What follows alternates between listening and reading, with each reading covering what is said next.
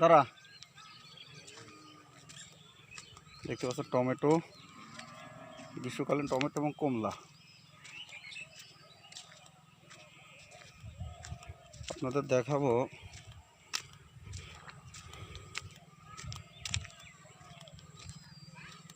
গ্রীষ্মকালীন টমেটো, কিন্তু টমেটো ধরছে, আপনারা দেখতে পাচ্ছেন। এই পাশে পাঙাশ, এই পাশে পাবদা, ট্যাংরা এবং শিং মাছ।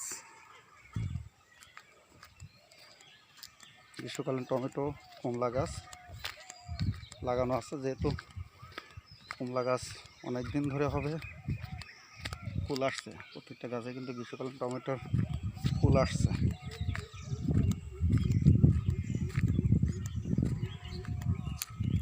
আর এটা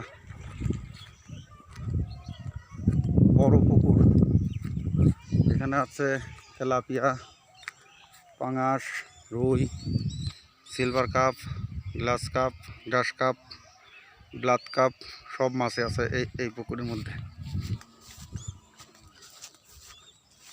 পেঁপে দেখতে পাচ্ছেন অনেক দূরে, সবই আম গাছ।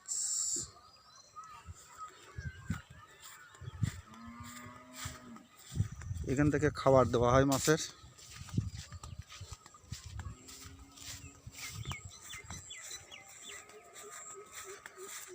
নিজের গাছের আম খাচ্ছে।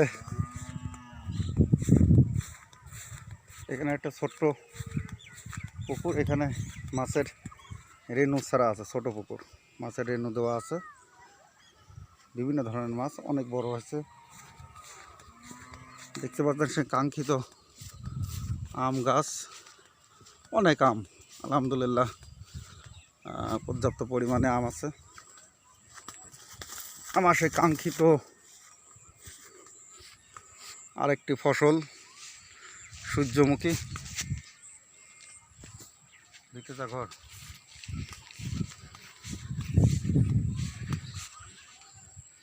ঘূর্ণিঝড় আমপানের তাণ্ডবের কারণে আমার এই ক্ষেতটা মোটামুটি ভালো আছে। মোটামুটি খুব যে ভালো হয়েছে তা বলবো না, ঝড়ের কারণে সব গাছে বাঁকা হয়ে আছে এবং কিছু ভেঙে গেছে, কিছু নষ্ট হয়েছে।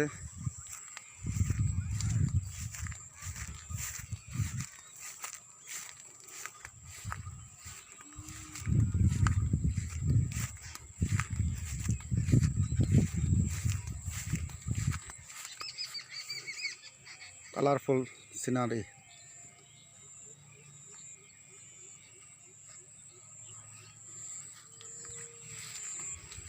পাশে আরও আছে, দেখতে পাচ্ছেন। আমফানের তাণ্ডবে সমস্ত কৃষক, বাড়িঘর, গরিব মেহনত মানুষের সব কিছু লন্ডভন্ড হয়ে আছে। সূর্যমুখী ফুল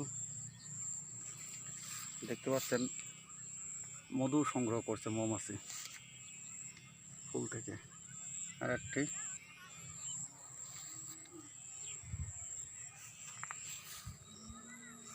আম, প্রত্যেকটা জায়গায় আম।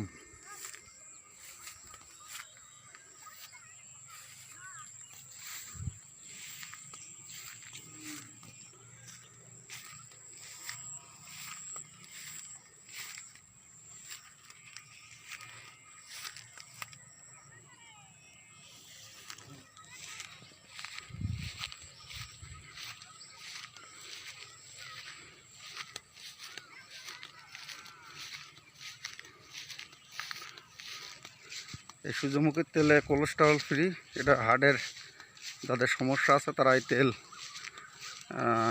খেলে কোনো হার্টের কোনো সমস্যা হবে না এবং উপকার আসবে। কোলেস্টেরল ফ্রি, কোলেস্টেরল নাই। তাই বলছি